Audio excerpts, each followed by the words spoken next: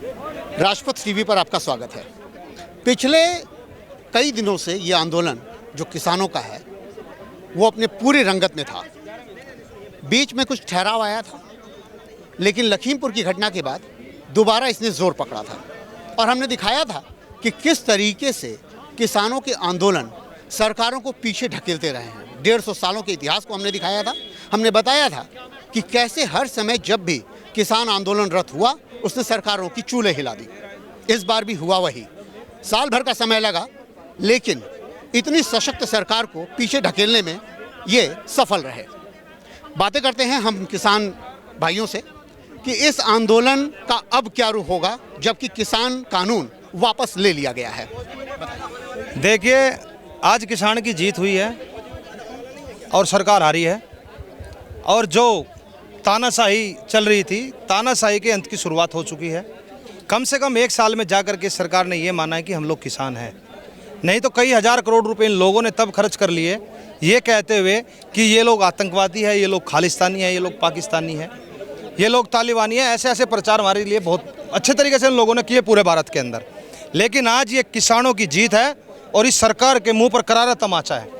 और अगर ये मोदी जी आज अगर देश का प्रधानमंत्री होने के नाते सबसे बड़े झूठे आदमी हैं, अभी हमें इनकी बात पे विश्वास नहीं है, क्योंकि 2013 में भी आकर के इन लोगों ने कहा था कि हम लोगों को 15-15 लाख रुपए देंगे। आज तक तो नहीं आए किसी के। तो वो तो इन्होंने बाद में कह दिया था कि जुमला है, जुमला था। तो ये भी तो चुनावी जुमला हो सकता है ना।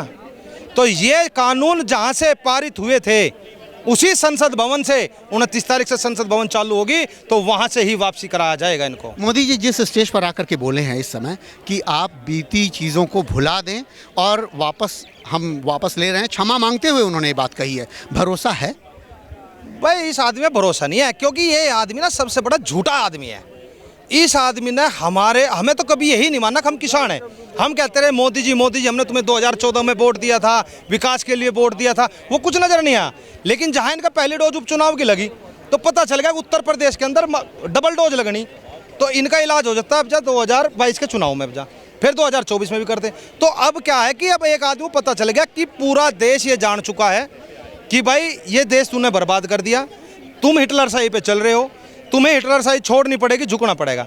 अभी तो थोड़ा झुके हैं, अभी जमीन में नाक रगड़वानी बाकी है। एक बड़ा महत्वपूर्ण सवाल है कि जिस समय से ये आंदोलन चल रहा है 1 साल से, लगातार ये बात आ रही थी कि योगी को और मोदी को इसका फर्क नहीं पड़ रहा है। सब पूरा सवाल समझिएगा, फर्क नहीं पड़ रहा है। इनके नेता भी यही बात कहते थे, या पूरी सरकार ये कहती थी कि ये आंदोलन बहुत छोटे से एरिया में है, बहुत छोटी संख्या में है, किसानों की संख्या बड़ी कम है, क्योंकि पश्चिमी उत्तर प्रदेश और हरियाणा और थोड़ा सा पंजाब, इसके अलावा देश में कहीं आंदोलन नहीं है। कौन कहता है नहीं है? तो ये हुआ कैसे? नहीं, कौन कहता नहीं है? पूरे भारत के अंदर आंदोलन है। अगर आप ये कहते हो केवल 3 बॉर्डर पे आंदोलन है, 3 बॉर्डर पे आंदोलन नहीं है, पूरे भारत के अंदर आंदोलन है। और ये देखना पड़ेगा इस सरकार को कि जब पूरे भारत से आवाज़ उठी है और पूरे भारत से लोगों ने हुंकार भरी है, और जगह जगह जहाँ पे इन्होंने रैलियाँ की है, मोदी जी की 2 रैलियाँ पहले फ्लॉप हो चुकी है। जब इन्हें पता चल चुका कि इस आंदोलन में बहुत बुरा प्रभाव है, सिर्फ कहने से काम नहीं चलता, क्योंकि ये जो मीडिया है, कुछ मीडिया तो ये कहती थी खालिस्तानी पाकिस्तान ने पूरा जोर लगा रखा था, अय्यासी का अड्डा बताते थे। आज वो सारी मीडिया यहाँ है, अय्यासी के अड्डे पे क्यों आए? क्योंकि आज एक हमें प्रमाण पत्र मिल गया कि हम किसान हैं। 1 साल लगा उस चीज़ को पाने के लिए, नहीं तो 1 साल से तो हम पता नहीं क्या क्या थे। इस देश की जो सबसे ज़्यादा बुराइयाँ थी वो हम लोगों के अंदर थी। आज जाकर के निर्धारित हुआ है कि भाई हम लोग किसान हैं। तो क्या 2022 का जब इलेक्शन उत्तर प्रदेश का होगा तो इस प्रभाव का या इस जो दर्द का असर कुछ दिखेगा? पूरा असर दिखेगा, क्यों नहीं दिखेगा। जो ये अगर इसको चुनाव के माहौल में आकर के भुनाना चाहते, देश की जनता बेवकूफ़ नहीं है, मूर्ख नहीं है। हम लोग मूर्ख नहीं है, 1 साल से आंदोलन कर रहे हैं और ये सोच करके कि 1 साल तक हमें दुखी करके परेशान करके। 28 जनवरी की रात मैं यहाँ पे था टिकैत साहब के साथ, उस समय जब कई हज़ार फोर्स यहाँ पे लगाई इन लोगों ने, हमें मारने का प्रयत्न किया, उस दिन कहाँ चले गई थी ये सरकार? उस दिन क्यों कुचलना चाहती थी इस आंदोलन की आवाज़ को? उसके बाद जाकर के बार बार जगह जगह उस दिन जो तिरंगे का अपमान हुआ, किसने करा? इनका ही तो आदमी था। जो किसानों के ऊपर गाड़ियाँ चढ़ाई लखीमपुर में, किसका आदमी था? अजय टैनी इनका ही तो आदमी था। उसके लड़के ने गाड़ी चढ़ाई। इंसानियत की हत्या करवाई जाती है सिंधु बॉर्डर पे, ताकि हमें घोषित कर दिया जाए कि ये तालिबानी व्यक्ति है। किस लिए हत्या की जाती है? इस आंदोलन को कुचलने के लिए, हम लोगों को दफन करने के लिए, हमारी पीढ़ियों को समाप्त करने के लिए कर दिया है सरकार इस काम को। हमने सरकार चुनी थी लेकिन सरकार परिवर्तन करना बड़ी बात नहीं है, व्यवस्था परिवर्तन होनी चाहिए। और व्यवस्था का परिवर्तन करके किसानों ने दिखा दिया है कि व्यवस्था का परिवर्तन कैसे होता है, एक हिटलर को कैसे झुकाया जाता है, एक आदमी जो तानाशाही पे आ रहा है उसको कैसे नीचे गिराया जाता है। ये दिखा दिया इस देश के किसान ने आज के। नरेंद्र मोदी ने आज बड़ी भावुक अपील भी की है कि जो भी गलतियां हुई उसके लिए मैं क्षमा मांगता हूं, और मुझे समझने में या समझाने में गलती हुई और मुझे असफलता मिली उन कुछ लोगों को समझाने में जो किसान भाई लोग हैं। किसान जो है अभी इनकी बात पे भरोसा नहीं कर रहा है। जब तक लेटर नहीं मिल जाता निरस्तीकरण का तब तक कोई भरोसा नहीं, और ना किसान जाएगा घर। आपको लगता है कि ये जुमलेबाजी भी हो सकती है? पक्का ये सब कुछ कर सकते ना। किसान तो बिल्कुल डटा बैठा है, जब तक इनकी विदाई नहीं तब तक कोई ढिलाई नहीं। किसान निश्चय कर लिया, फ़ायदा कुछ इन्हें मिलने वाला नहीं है, कितना ही कलाबाजी कर लें। गांव में जाके देखें, लठ तैयार रखे किसान, घुसने नहीं दे रहा। इन्हें पता है हर जगह के इन्होंने क्षेत्रवाइज बना दिए, लेकिन पश्चिमी उत्तर प्रदेश में कोई नहीं भेजा। एक तरीके से डैमेज कंट्रोल। उस प्रश्न का उत्तर दे रहा हूँ जो आप कह रहे हैं क्षमा मांगी। क्षमा किससे मांगे? उग्रवादी मान के क्षमा मांग रहे हैं हम लोगों को, पाकिस्तानी मान के या खालिस्तानी मान के? क्या माने हैं वो?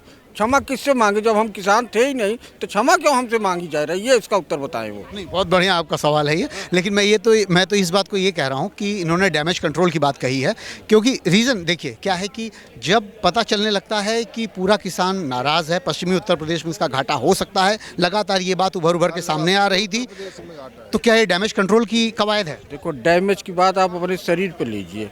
आपके शरीर का किसी भी पार्ट्स का ऑपरेशन हो जाए तो हमेशा कमज़ोर बना रहता है, समझ गए? आपका हार्ट अटैक पड़ जाए, एक स्टंट पड़ जाए, तो आप बाकी जितनी ज़िंदगी जिएंगे आप हमेशा सावधानी से जी सकते। जीवन तो है लेकिन शरीर आपकी कमज़ोर रहेगी, और तावत ज़िंदगी कमज़ोर रहे आपका मानसिक भी कमज़ोर रहेगा, हार्ट भी कमज़ोर रहेगा, शारीरिक क्षमता भी कमज़ोर है।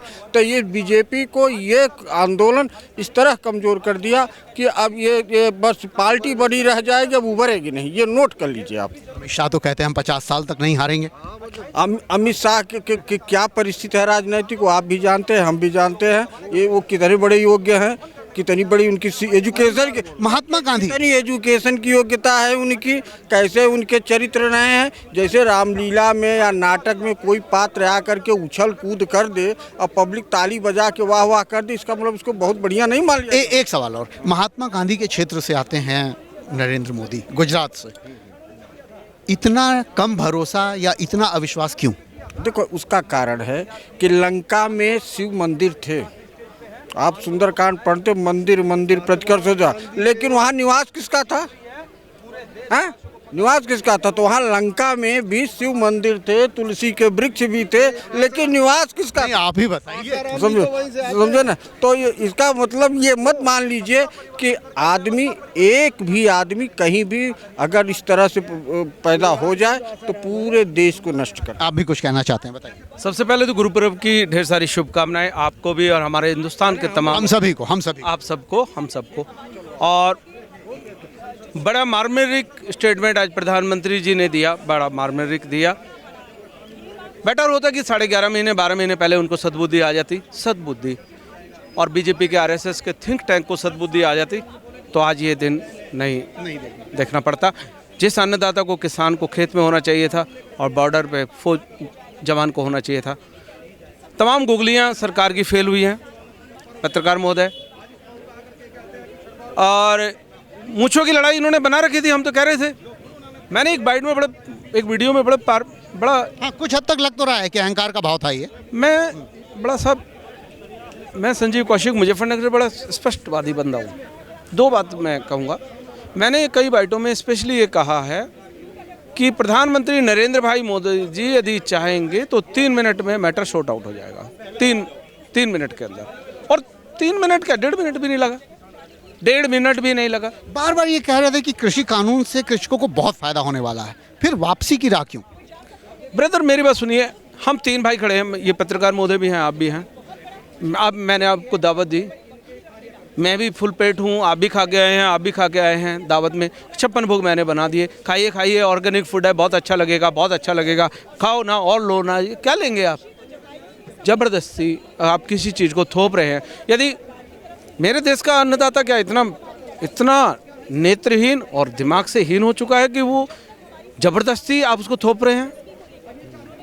और आज भी बड़ी शर्म भी आती है, अफसोस भी हुआ। उन्होंने जो बोला, खुशी भी हुई, गम भी हुआ, दुख भी हुआ कि एक कंट्री हेड की बात जो गले से नहीं उतर रही। कंट्री हेड सम्मानित सीट पे बैठे हैं, गले से नहीं उतरी। अफसोस भी हुआ, शौक भी हुआ। बट क्या है कि अब तो चूँकि उन्होंने क्षमा मांगी है, एक कंट्री हेड हैं किसानों से, और उन्होंने तो अपने दिमाग से काम आज लिया। उन्होंने लड़ाई जारी रहेगी। 45-50 संगठनों का है भी संयुक्त मोर्चा, BKU हैं उसमें, और तमाम संगठन हैं। जो भी संयुक्त मोर्चे का डिसीजन होगा वो सर माथे पे होगा। और ये महाभारत है, ये कोई लड़ाई नहीं है पत्रकार महोदय। एक कलयुग में हुई थी, एक ये थी, और इसमें हमने कहा था मंच के माध्यम से कि इस महाभारत में सत्य की विजय होगी, नो एनी डाउट। स्वयं नारायण को आना पड़ेगा, और वो अदृश्य शक्तियाँ भी हमारे किसान के साथ थे। किसानों ने अपनी इस महाभारत के जो आगाज़ किया, उसमें आहुति किसने डाली? बेरोजगारों ने डाली, इंडस्ट्रीज ने डाली, बिजनेसमैन ने डाली, ट्रेडर ने डाली, बिल्डर ने डाली, मेरे यूथ ने डाली, मीडिया समूह के लोगों ने भी डाली, यूट्यूबरों ने भी बहुत ज़बरदस्त योगदान अदा किया है, जिन्होंने अपने बीवी बच्चे घर परिवार छोड़ के डे नाइट इस चैनल को कवर करने का काम करा।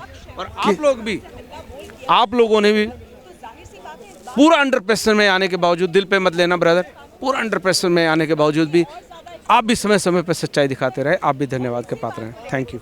किसान संगठनों को ये महसूस हो रहा है कि उनकी जीत हुई है और वो सच की लड़ाई पर थे। सच की राह पर चलकर जीत मिलती है, ये सभी की खुशी के लिए आज का विषय था। और प्रधानमंत्री के इस कदम की सबने सराहना तो की है, लेकिन शक भी जाहिर किया है कि पता नहीं, जब तक कि सत्र शुरू ना हो जाए, जब तक कि पेपर पर ये चीज़ें लिख न जाएं कि हाँ कानून वापस हो गए हैं, तब तक भरोसा नहीं किया जा सकता है। देखते रहिए राजपथ टीवी। मैं हूँ हरिकेश कुमार सिंह, सबसे पहले भारत।